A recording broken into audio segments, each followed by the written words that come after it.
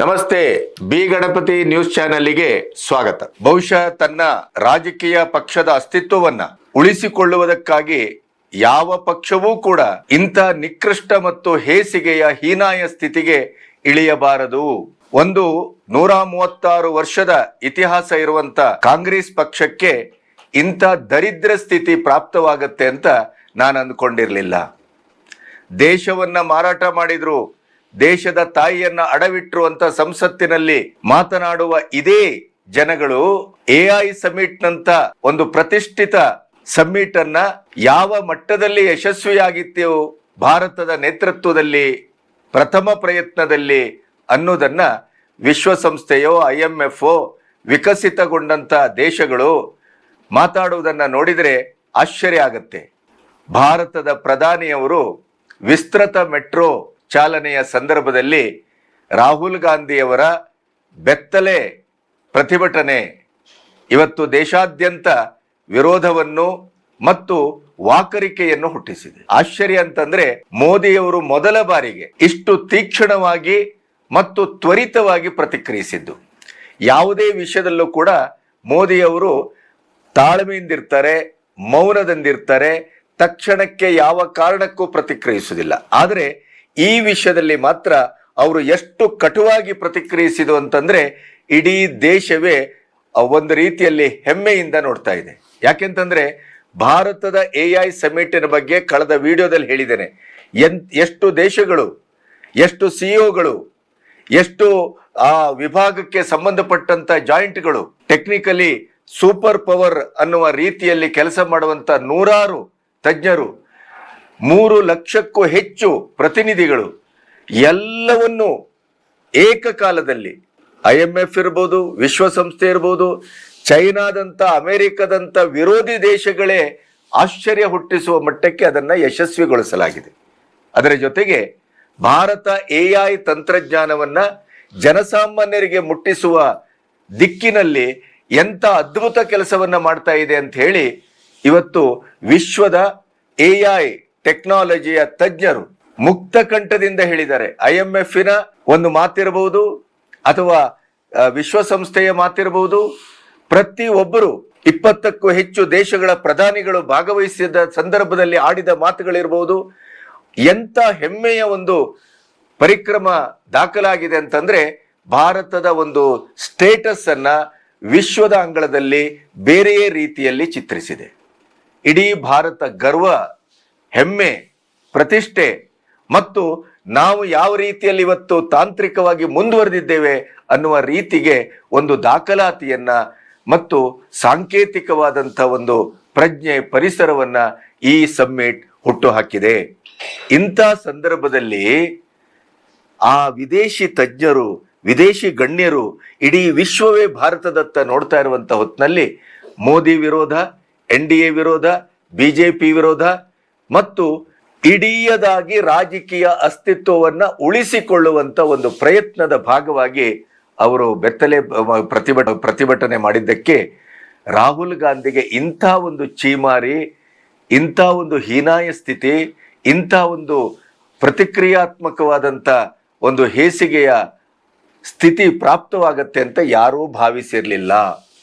ಸ್ವತಃ ಪ್ರಧಾನಿಯವರೇ ಕಟುವಾದ ಶಬ್ದಗಳಲ್ಲಿ, ಅದರ ಜೊತೆಗೆ ಇಲ್ಲಿವರೆಗೆ ಮಿತ್ರ ಪಕ್ಷಗಳು ಮಾತಾಡಿದ್ವು, ಈಗ ಸ್ವತಃ ಕಾಂಗ್ರೆಸ್ಸಿನ ಒಳಗಡೆ ಇಂಥ ಒಂದು ಸಮ್ಮಿಟ್ ಅನ್ನ ಈ ರೀತಿಯಲ್ಲಿ ಪ್ರತಿಭಟಿಸುವ ಮೂಲಕ ನಾವು ಬೆತ್ತಲಾಗಬಾರದಿತ್ತು, ನಾವು ಕಳಪೆಯಾಗಬಾರದಿತ್ತು, ನಾವೀಗ ಬರುವ ಪಂಚರಾಜ್ಯ ಚುನಾವಣೆ ಇರ್ಬೋದು, ಮುಂದಿನ ದಿನಗಳಲ್ಲಿ ಇಡೀ ದೇಶದ ನಾಗರಿಕರನ್ನ, ಮತದಾರರನ್ನ ಒಂದು ಮುಖ ಎತ್ತಿ ಎದುರಿಸುವಂತ ಅಥವಾ ಫೇಸ್ ಮಾಡುವಂತ ನೈತಿಕತೆಯನ್ನೇ ಕೂಡ ನಾವು ಕಳ್ಕೊಂಡಿದ್ದೇವೆ ಅನ್ನೋದನ್ನ ಕಾಂಗ್ರೆಸ್ಸಿಗರೇ ಅದನ್ನ ಮಾತಾಡ್ತಾ ಇದ್ದಾರೆ. ಹಾಗಾಗಿ ಸ್ವಪಕ್ಷೀಯರಿಂದಲೂ ವಿರೋಧ ಪಕ್ಷದಿಂದಲೂ ದೇಶದ ಒಳಗೂ ದೇಶದ ಹೊರಗೂ ಎಲ್ಲ ಕಡೆಯಿಂದ ಇವತ್ತು ರಾಹುಲ್ ಗಾಂಧಿ ನೇತೃತ್ವದ ಈ ಬನಿಯನ್ ಪ್ರತಿಭಟನೆ, ಬೆತ್ತಲಾದ ಪ್ರತಿಭಟನೆ, ತೀವ್ರವಾದ ಕಟುವಾದ ಪ್ರತಿಕ್ರಿಯೆಗೆ ಒಳಗಾಗಿದೆ.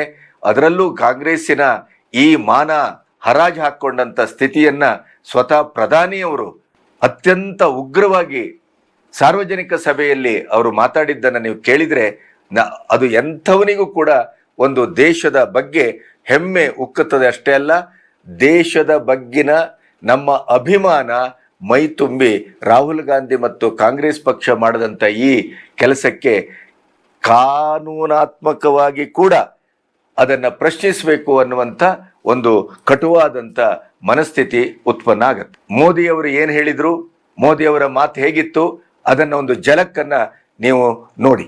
भारत में दुनिया का सबसे बड़ा एआई सम्मेलन हुआ। दुनिया भर के 80 से अधिक देशों के प्रतिनिधि दिल्ली आए। दुनिया के करीब 20 देशों के राष्ट्राध्यक्ष भारत आए। लाखों लोग हिंदुस्तान के कोने कोने से दिल्ली में जुटे थे। दुनिया के विकासशील देशों में ऐसा सम्मेलन आज तक कभी नहीं हुआ। ये जो एआई सम्मेलन हुआ, आपको गर्व हुआ कि नहीं हुआ? पूरी ताकत से बताइए, आपको गर्व हुआ कि नहीं हुआ? आपका माथा ऊंचा हुआ कि नहीं हुआ? आपका सीना चौड़ा हुआ कि नहीं हुआ?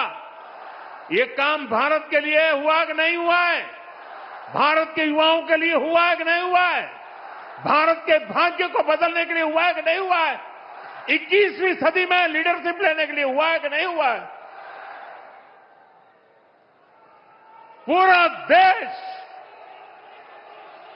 गर्व से भर गया।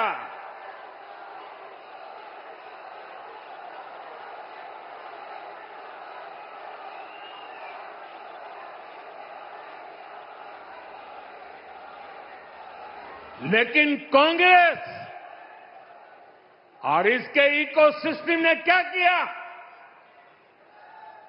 साथियों, कांग्रेस ने भारत के एक वैश्विक आयोजन को अपनी गंदी और नंगी राजनीति का अखाड़ा बना दिया।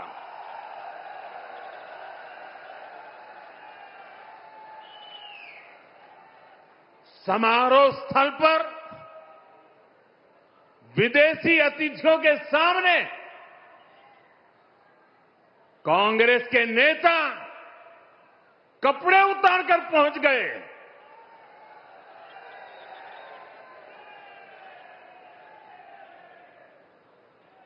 मैं कांग्रेस वालों को पूछता हूं, देश तो जानता है आप पहले से ही नंगे हो, फिर कपड़े उतारने की जरूरत क्या पड़ी?